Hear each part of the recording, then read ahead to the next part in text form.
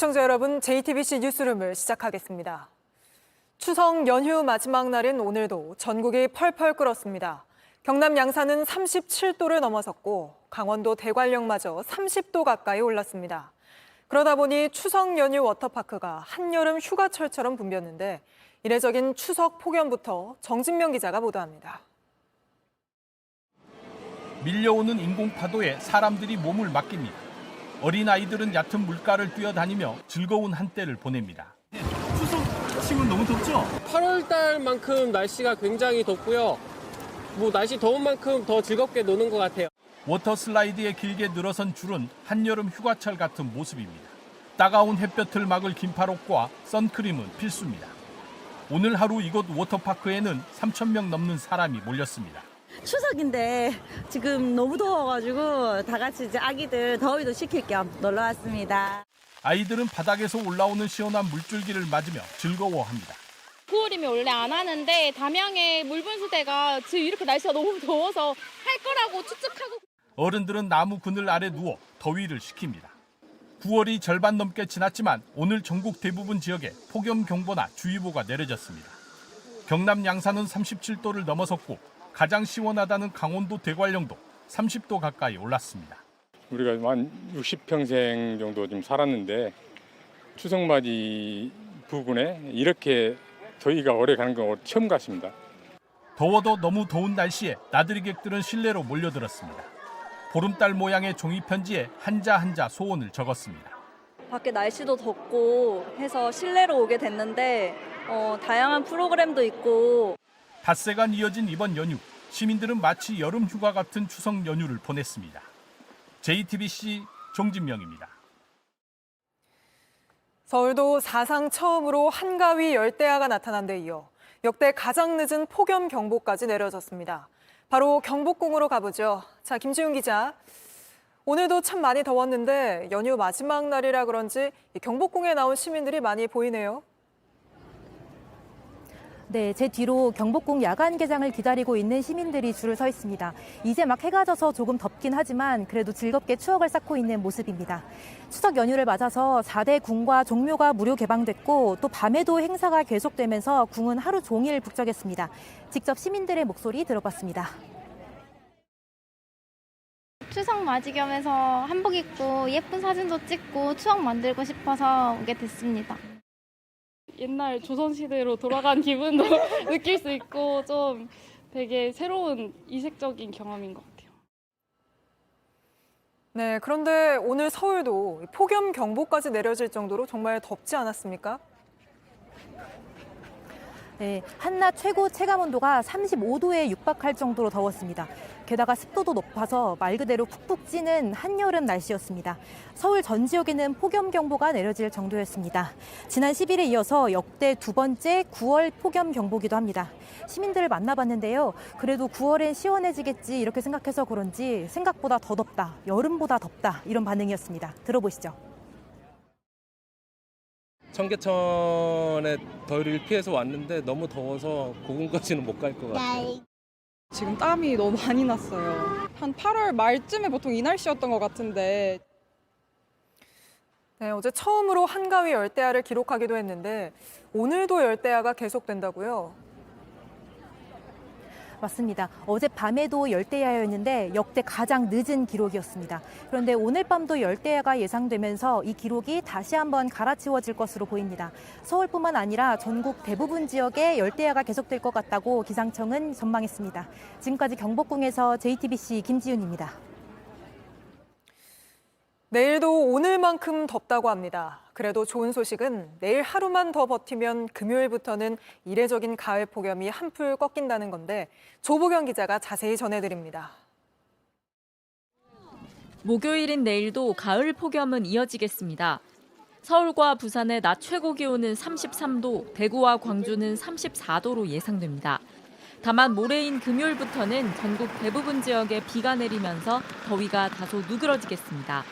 토요일인 이번 주말부터 다음 주까지 아침 최저 기온은 14에서 25도, 낮 최고 기온은 21에서 29도로 예상됩니다. 추석 연휴 기간보다도 5도 넘게 떨어질 걸로 보입니다. 하지만 변수가 있습니다. 제14호 태풍 폴라산이 19일쯤 중국 동부에 상륙할 걸로 보이는데 이때 고온다습한 공기를 한반도로 밀어올릴 수 있습니다. 찬 공기가 이 시기쯤이면 내려왔어야 되는데 늦게 좀 내려온 게 있고요. 다음 주부터는 제대로 내려오기는 하지만 그래도 평년보다는 조금 높은. 올해 가을은 평년에 비해 더 늦게 찾아올 걸로 보입니다. 우리나라에서 가을은 일 평균 기온이 20도 미만으로 내려간 뒤 다시 오르지 않았을 때를 뜻합니다. 최근 10년 기준으로 가을 시작일은 평균 9월 29일인데 올해는 이보다 더 늦게 가을이 시작될 걸로 예상됩니다. 또 10월은 예년보다 덥고 습한 가을이 될 수 있습니다. 최근 기상청은 올해 우리나라가 라니냐 영향을 받아 평년보다 기온이 높고 강수량이 많을 수도 있다고 했습니다. JTBC 조보경입니다. 이번 추석 연휴 중증 응급 환자가 갈 병원을 빠르게 찾아줘야 하는 광역 응급의료 상황실도 긴장의 연속이었습니다. 갑자기 쓰러진 환자, 눈을 다쳤는데 피가 멈추지 않는 환자 등 환자들이 갈 병원에 연결해달라는 요청은 밀려 들어왔지만 받아주는 병원 찾기가 쉽지 않았습니다. 게다가 여기서 일할 의사 구하기도 이젠 더 어려워졌다는데 강나연 기자가 현장 취재했습니다. 크고 작은 모니터로 가득한 사무실에 긴급한 전화가 쉴 새 없이 이어집니다. 저희 전화노래 때문에 연락드렸습니다. 네, 29세 남성분이시고요. 알코올릭 시저로 입원 치료가 필요하신 분입니다. 추석 아침 갑자기 쓰러진 환자가 대학병원 응급실에 오긴 했는데 입원 병상이 없다며 다른 곳을 찾아달라는 요청이 온 겁니다. 병원마다 수소문을 해보지만 거절의 연속입니다. 서울의료원이랑 순천향서울 미수용이요. 중대강릉 미수용이요. 입원 병실 만석이래요. 1시간이 넘어서야 겨우 병원을 연결한 사이 또 다른 응급 환자가 생겼습니다. 새벽에 집에서 넘어져 눈을 다친 90대 환자. 응급실에 와서도 피가 멈추지 않는 겁니다. 또 이제 항응고제를 복용 중인 상태셔가지고 블리딩 컨트롤이 안 된대요. 이번 추석 연휴 전국 상황실 전원 건수는 하루 평균 60건이나 됐습니다. 이런 광역응급의료 상황실은 전국에 6곳입니다. 병원이나 소방상황실 요청을 받아 중증 응급 환자가 갈 병원을 직접 찾아주는 허브 역할을 하는 곳입니다. 매 순간 긴장과 안도를 반복해야 하는 또 다른 의료 현장입니다. 어쨌든 가셔야 환자분이 괜찮은 건데 선정이 좀 안 되거나 어려워졌을 땐 그래 조금 불안해지거나. 응급구조사나 간호사인 요원 3명과 의사 1명이 한 팀으로 24시간 3교대로 일하는데 의료 공백이 반년 넘게 이어지면서 인력난도 더 심해졌습니다. 원래 본인이 근무하시는 병원을 지키셔야 되기 때문에 체력적으로 힘들 경우에는 자연적으로 저희 쪽으로는 이제 조금 덜 오게 되시는 게 있고. 병원과 119 요청이 동시에 오면 우선순위를 정할 수밖에 없고 선정도 더뎌질 수 있습니다. 결국 환자의 골든타임이 지체될 수밖에 없습니다. JTBC 강나현입니다. 이런 상황에서 정부는 연휴 마지막 날 브리핑을 열고 우려했던 의료 대란은 없었다고 평가했습니다. 하지만 당장 여권에서도 다른 평가가 나왔습니다. 한동훈 대표가 그대로 두면 의료 상황이 더 어려워질 게 분명하다고 한 겁니다. 유정화 기자입니다.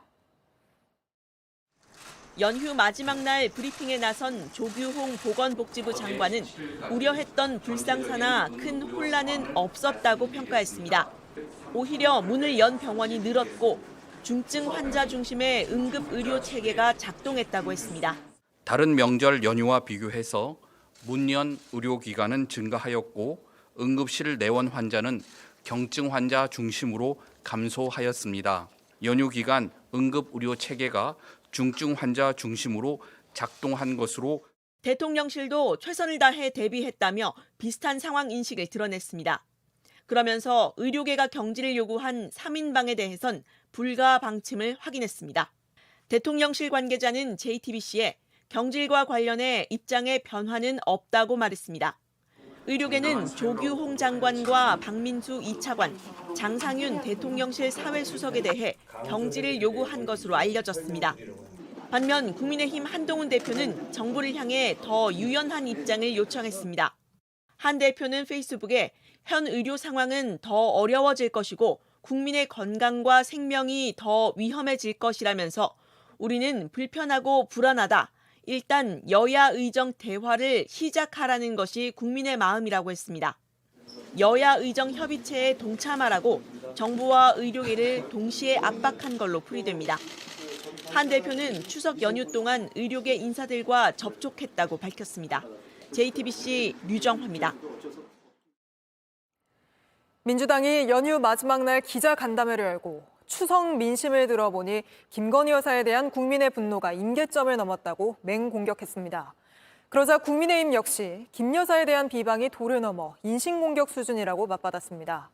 연휴가 끝나자마자 내일 국회 본회의에서 김 여사 특검법을 두고 여야가 또다시 충돌할 가능성이 커졌습니다. 유선희 기자입니다. 김민석 더불어민주당 최고위원은 기자간담회를 열고 윤석열 정부를 맹비난했습니다. 현재는 국민의 분노가 임계점에 달해 심리적 정권 교체가 시작된 초입 국면입니다. 특히 연휴를 앞두고 마포대교를 방문하는 등 공개 행보에 나선 김건희 여사를 집중 겨냥했습니다. 김건희 일가 무법천하, 호의호식을 위한 권력농단 건의대란 상황입니다. 친일 사이비 교주 천공이 건의대란의 사이비 국사로 보입니다.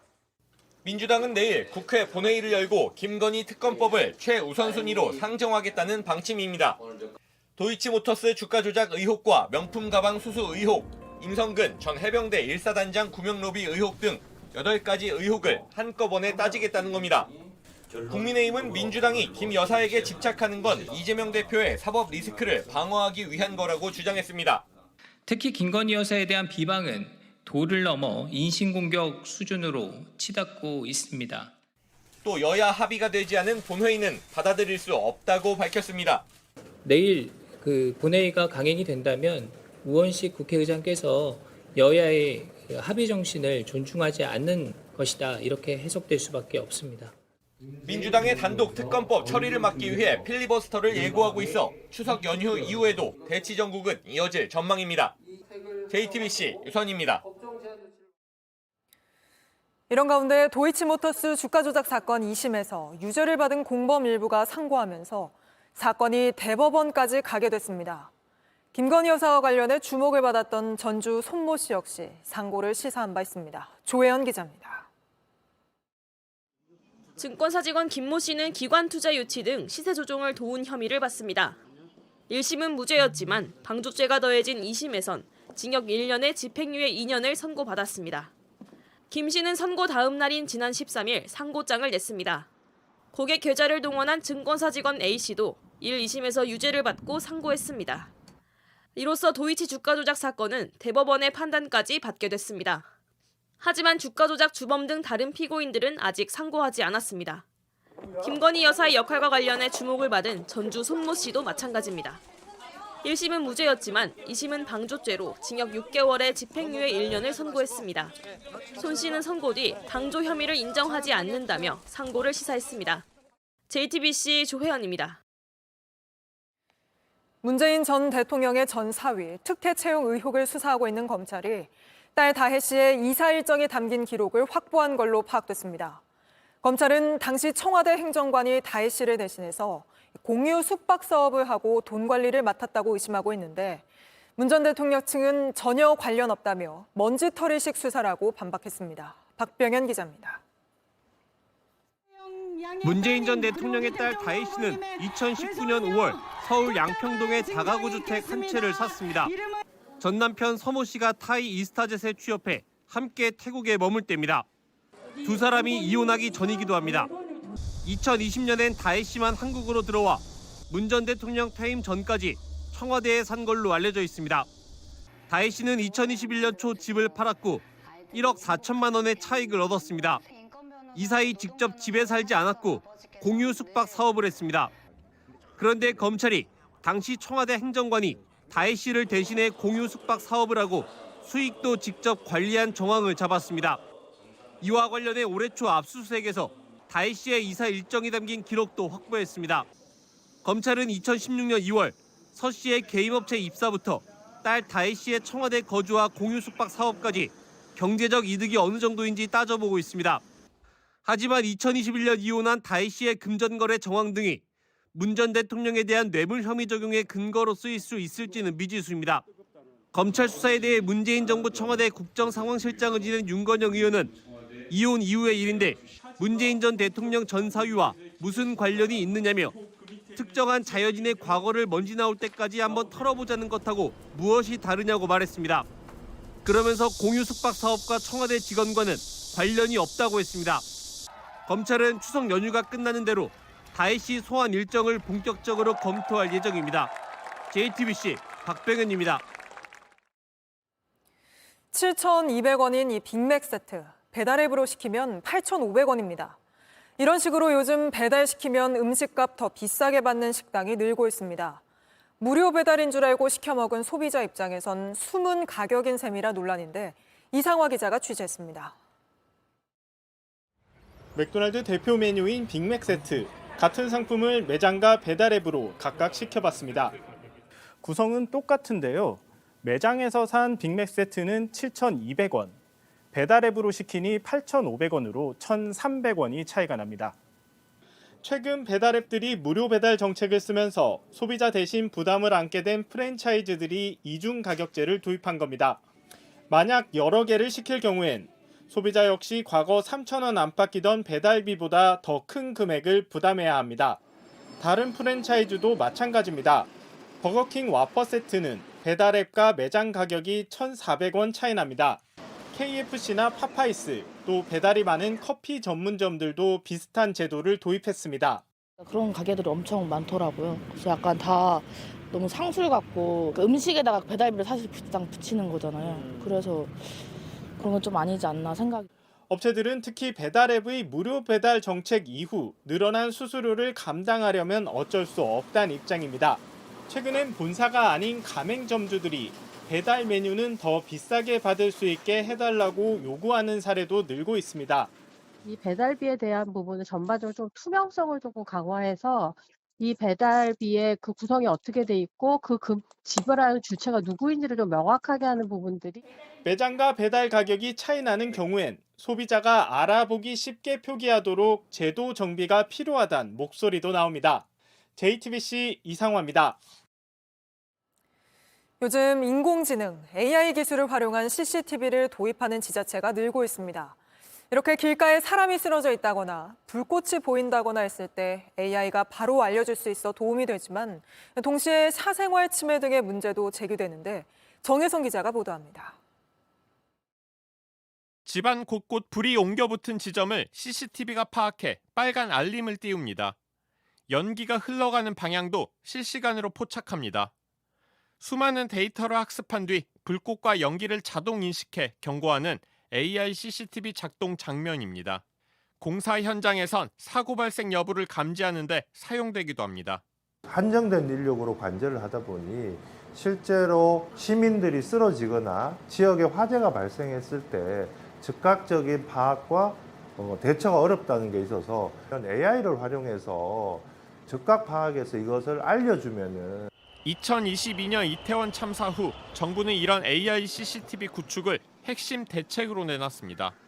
서울시 등 주요 지자체는 기존 CCTV를 AI CCTV로 바꾸고 있습니다.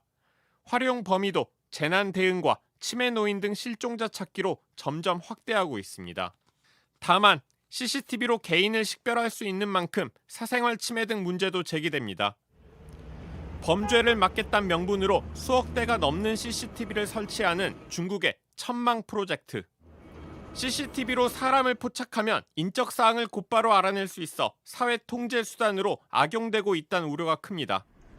유럽에선 지난달부터 CCTV 등으로 얼굴 이미지를 무작위로 수집하는 행위를 막는 AI 규제법이 세계 최초로 발효되기도 했습니다. JTBC 정혜성입니다. 이런 가운데 민주당 해리스 후보가 10여 년 전 뺑소니 사고를 내고 달아났다. 이런 식의 가짜 동영상들이 기승을 부리고 있습니다.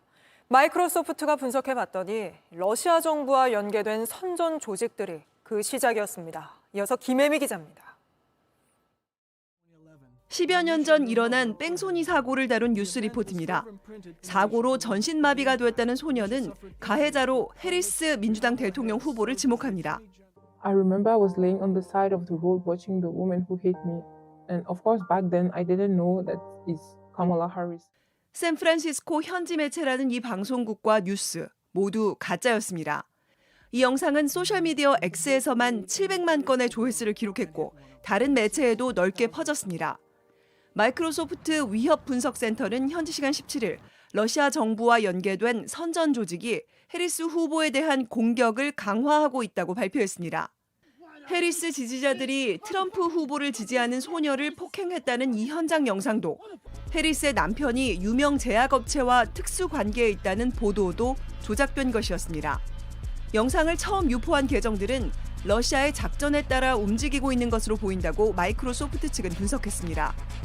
앞서 미국은 러시아 정부가 관영 매체 RT에 정보부대 요원을 배치해 세계 곳곳에서 선거 개입 활동을 벌여왔다며 새로운 제재를 예고했습니다. They are engaged in covert influence activities aimed at undermining American elections and democracies, functioning like a de facto arm of Russia's intelligence apparatus. 이에 따라 인스타그램과 페이스북은 러시아 국영 매체 계정을 전면 차단했습니다. JTBC 김혜미입니다. 국내에는 삐삐로 잘 알려진 무선 호출기 수백 대가 레바논 전역에서 동시에 폭발했습니다. 3,000명에 달하는 사상자가 났는데 이스라엘이 대만제 삐삐에 폭발물을 몰래 심었다는 의혹이 나옵니다. 심수미 기자입니다. 마트 계산대 앞에 서 있던 남성의 바지에서 과일을 사고 있던 남성의 바지에서 폭발물이 터집니다. 현지 시간 17일 오후 3시 30분경 레바논 전역에서 무선 호출기 수백 대가 동시다발적으로 폭발했습니다. 보건당국은 어린이를 포함해 11명이 숨졌고 약 2,800명이 다쳤다고 밝혔습니다. 특히 폭발 전 경고음이 울려 이를 확인하던 사람들이 얼굴과 손 등에 심각한 부상을 입은 것으로 알려졌습니다. 이 배후에 이스라엘이 있다는 언론 보도가 나왔습니다. 뉴욕타임스는 익명의 미국과 서방 당국자들을 인용해 대만 회사에서 생산된 호출기에 이스라엘이 소량의 폭발물과 원격 기폭장치를 심었다고 전했습니다. 이스라엘의 위치 추적을 피하기 위해 헤즈볼라 대원들이 무선 호출기를 주로 사용하는 점을 노렸다는 겁니다. 헤즈볼라는 즉각 이스라엘을 비난하며 반드시 정당한 처벌을 받게 될 거라고 경고했습니다. 레바논 정부도 이스라엘 책임을 묻기 위해 유엔과 접촉하고 있다고 밝혔습니다. 이스라엘은 이번 사건에 대한 공식 논평을 거부하고 있습니다. 하지만 이스라엘과 헤즈볼라의 전면전이 펼쳐질 거라는 위기감이 고조되면서 미국과 유엔은 일제히 자제를 촉구했습니다. JTBC 심수희입니다.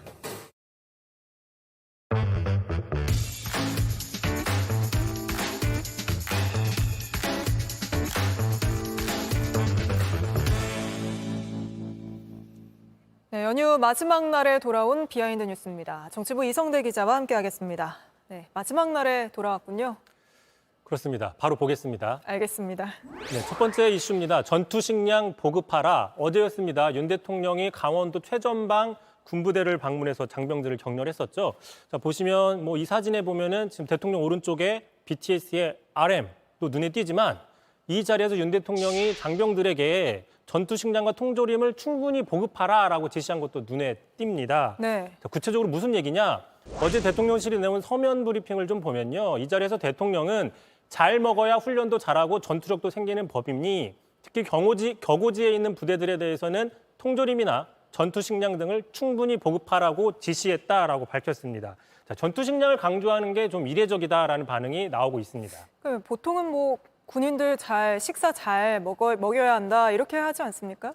그렇습니다. 일반적으로 최전방이나 격오지라 할지라도 평소에는 식당에서 이렇게 부대 내 식당에서 밥을 먹지 전투식량을 먹는 경우는 거의 없기 때문입니다. 네, 그러니까요. 전투식량은 보통 보시는 것처럼 이렇게 야외 훈련을 갔을 때 제한적으로 먹거나 또는 유통기한이 얼마 남았지 않았을 때 재고 소지를 위해서 먹는 경우가 많고요. 개인적으로 저도 한 20여 년 전에 최전방 GOP에서 군 생활을 했는데 제 임기 동안 한 두세 번밖에 먹어본 적이 없습니다. 네. 주로 유통기한 하루 전 거를 먹었던 기억이 있고요. 자, 그래서 이제 온라인 커뮤니티나 다른 어떤 여러 가지 그 커뮤니티에서는 자, 대통령의 이 충분히 보급하라라는 이 지시가 좀 이례적이다. 이런 반응이 나오고 있는 겁니다. 근데 대통령이 이렇게 전투식량을 강조한 게 이번이 또 처음이 아니라고요? 네, 그렇습니다. 최근에 나온 보도를 하나 보시면요. 대통령이 세계 각국의 전투식량을 직구, 직접 구입해서 시식한다라는 보도가 있었는데요. 이 보도에 따르면 대통령실에서는 윤 대통령이 최근 미국이나 프랑스, 독일 등의 전투식량을 직접 인터넷으로 구매해서 먹어본다. 왜 그러느냐?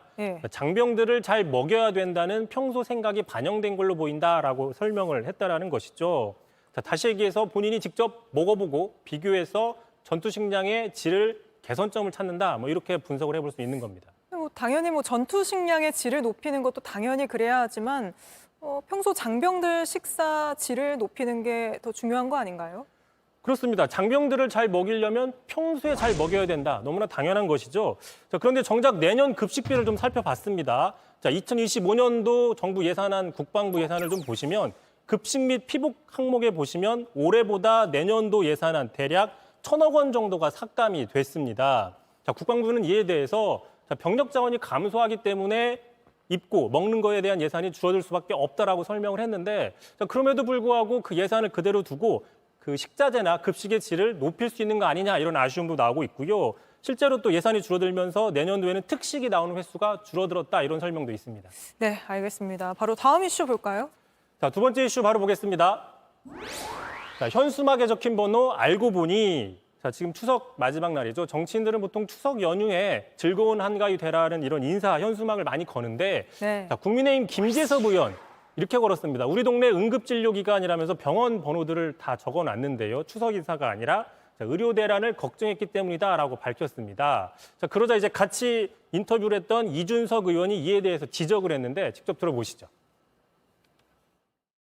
저는 다른 내용 안 걸고 그 도봉 강북 노원, 그러니까 도봉에서 가까운 응급 의료 센터들 있잖아요. 24시간 이용 가능. 그거 병원이랑 병원 번호를 그냥 쭉 현수막에 다 붙여놨어요. 아, 그래요? 예. 그거 좀 진짜 걱정이 돼가지고. 오히려 인요한 의원 전화번호를 적어놓는 게 어떨까? 자, 이준석 의원, 이뇨한 의원 얘기를 왜 했느냐? 저희가 최근에 소개해드렸었죠. 국민의힘 이뇨한 최고위원이 본회의 당시에 어떤 의사와 수술 관련돼서 문자 메시지를 주고받는 이런 논란을 비판한 거다. 이렇게 분석을 해볼 수 있는 겁니다.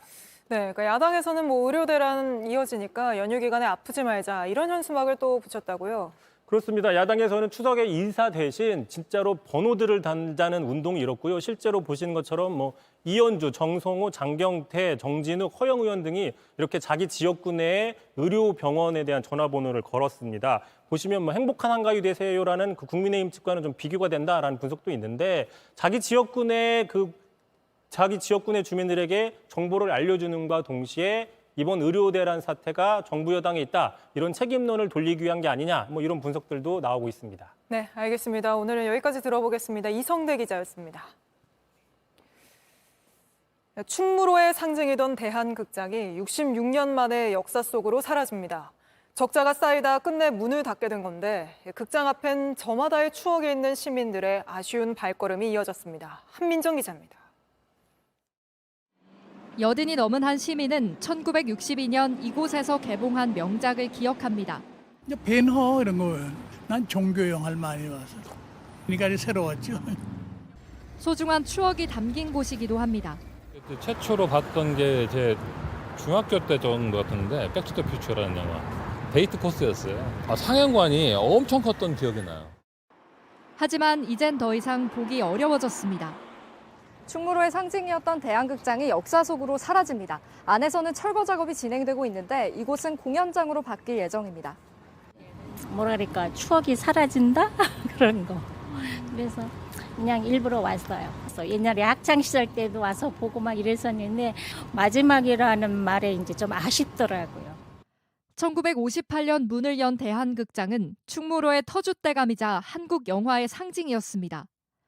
그런데 적자가 누적돼 오다 코로나 팬데믹 이후 온라인 동영상 서비스의 직격탄을 맞아 결국 문을 닫게 됐습니다. 기분이 잡잡해요. 영화가 이렇게 영화관에서 보는 또 멋이 있잖아요. 그리고 영화 다 보고 나서 또 같이 또 영화 본 얘기도 하고 차도 마시고 집에서 혼자 보면 또 그런 게 아니잖아요. 극장 없어진 거 너무 아쉬워요.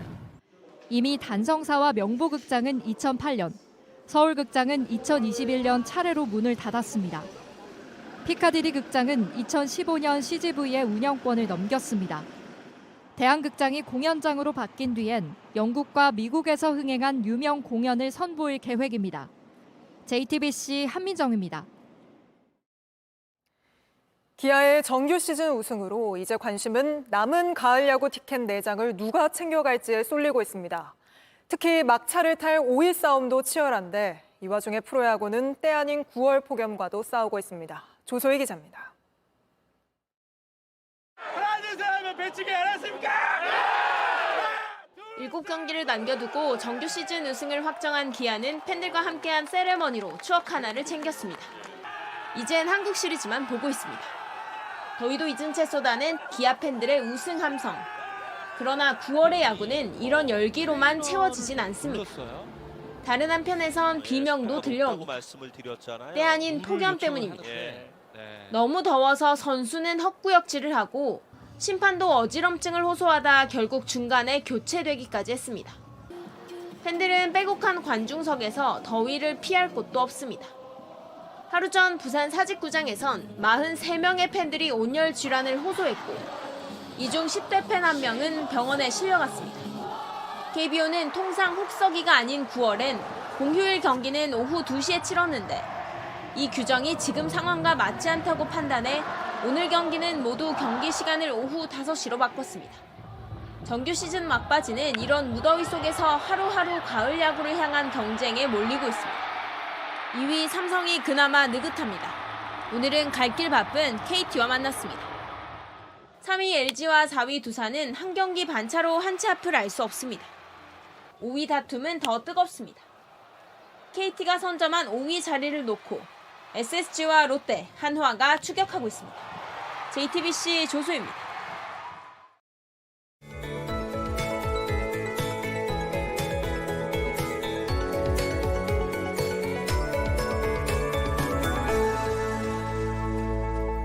유난히 무더웠던 닷새간의 추석 연휴도 끝을 향하고 있습니다. 예년과는 달리 야외 활동을 즐기기엔 내내 더운 날씨가 이어져서 아쉬움이 더욱 크실 것 같은데요. 특히 오늘은 추석 폭염에 정점을 찍었습니다.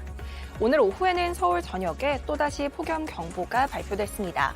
역대 9월 중 서울에 폭염 경보가 내려진 건 지난 10일과 오늘 단 2번밖에 없었습니다. 그래도 이번 늦더위는 내일까지만 견디시면 되겠는데요. 내일 전남 해안과 제주를 시작으로 모레는 전국에 비가 내리면서 더위도 물러나겠습니다. 비가 늦게 시작되는 지역은 내일도 강한 소나기가 쏟아질 수 있겠고 남부 내륙에는 아침까지 짙은 안개가 끼겠습니다. 오늘 밤에도 대부분 지역에서 열대야가 나타나겠고요. 한낮 기온은 서울 33도, 청주 36도로 오늘과 비슷하거나 더 덥겠습니다. 금요일과 토요일 사이 전국에 비가 내리면서 폭염과 열대야는 힘을 잃겠지만 많은 비가 예보된 만큼 미리 호우 대비를 해두시는 게 좋겠습니다. 날씨였습니다. 뉴스룸 저희가 준비한 소식은 여기까지입니다. 시청자 여러분, 남은 연휴 평안하게 보내시길 바랍니다. 오늘도 시청해주셔서 고맙습니다.